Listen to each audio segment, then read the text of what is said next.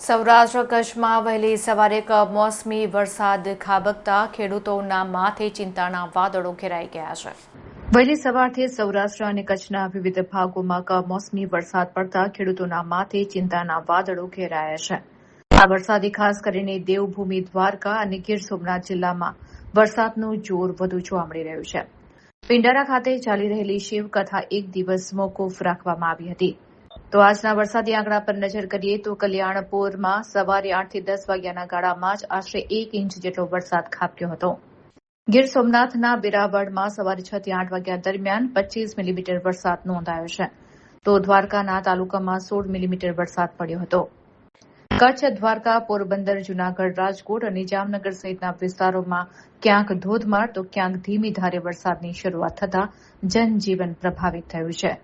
ચૈત્ર માસમાં વરસી રહેલા કમોસમી વરસાદને કારણે ઉનાળુ પાકને નુકસાન થવાની ભીતિ સેવાઈ રહી છે. ખાસ કરીને કેરી, બાજરી અને તલના પાકને આ માવઠું અસર કરી શકે છે.